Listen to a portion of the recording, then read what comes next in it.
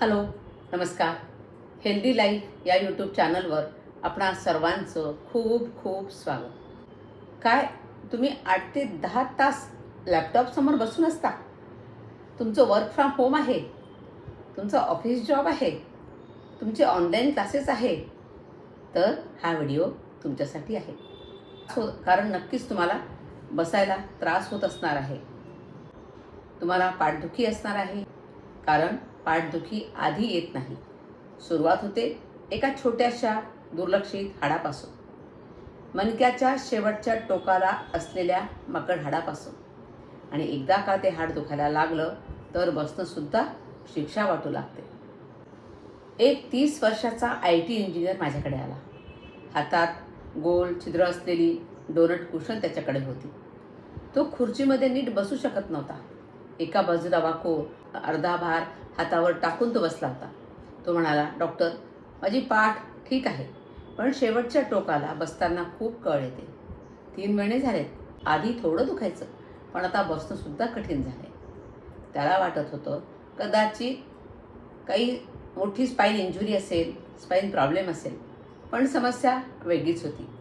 आता ॲनाटॉमिकली ही समस्या काय आहे हे आपण बघूया. आपला मणका पूर्ण स्पाईन 33 हाडांनी बनलेला आहे हे आपल्याला माहिती आहे. शेवटी 3-4 लहान हाडं एकत्र येऊन तयार होतं, ते म्हणजे कॉक्सिस, म्हणजेच माकड हाड.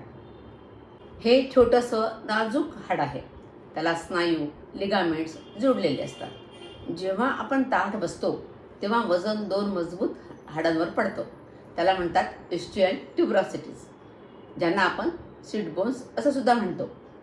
ही हाडं बसण्यासाठी बनलेली आहेत, पण जेव्हा आपण खुर्चीमध्ये घसरतो, पाठीला बाक काढून बसतो, अर्धवट झोपल्यासारखं बसतो, तेव्हा पूर्ण वजन मागे सरकतं आणि थेट त्या नाजूक माकड हाडावर पडतं. आता विचार करा, 8 ते 10 तास रोज तो दाब सहन करणं किती कठीण असेल. त्यामुळे तिथे सूज येते, मायक्रो इंजुरी होते, स्नायू कडक होतात आणि वेदना सुरू होतात. यालाच म्हणतात कॉक्सिडायनिया. आता आयुर्वेदिक दृष्टिकोन काय आहे याबद्दल ते सुद्धा आपण बघूया. आयुर्वेदानुसार हा भाग अपानवायूचं प्रमुख स्थान आहे.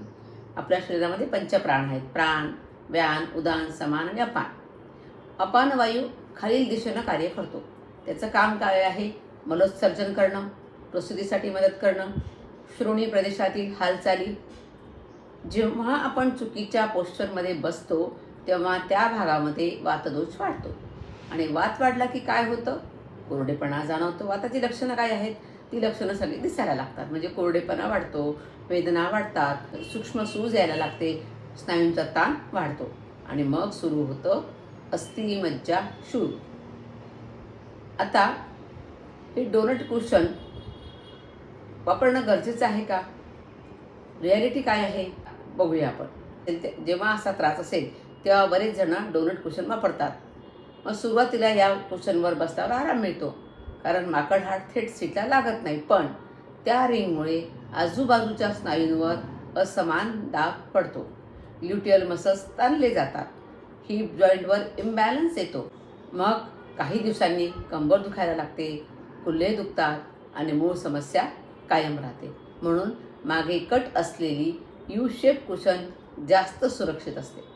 पण लक्षात ठेवा, कुशन हा उपाय नाही, तो फक्त तात्पुरता आधार आहे.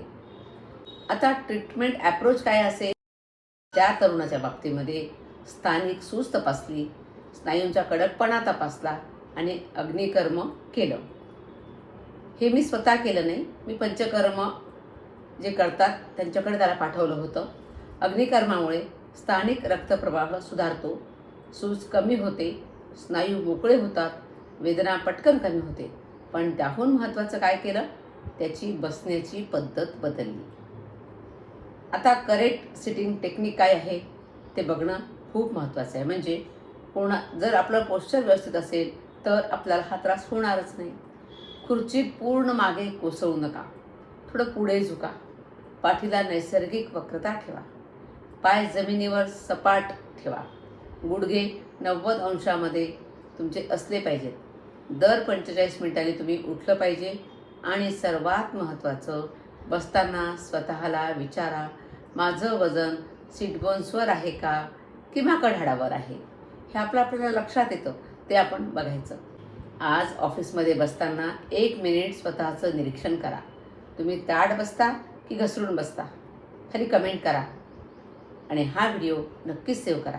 कारण चुकीची बसण्याची सवय हळूहळू शरीराला शिक्षा देत असते. तर ज्यांना कोणाला त्रास असतील त्यांनी आपलं पोश्चर सुधारा, ट्रीटमेंट करून घ्या आणि हा व्हिडिओ जास्तीत जास्त लोकांना शेअर करा.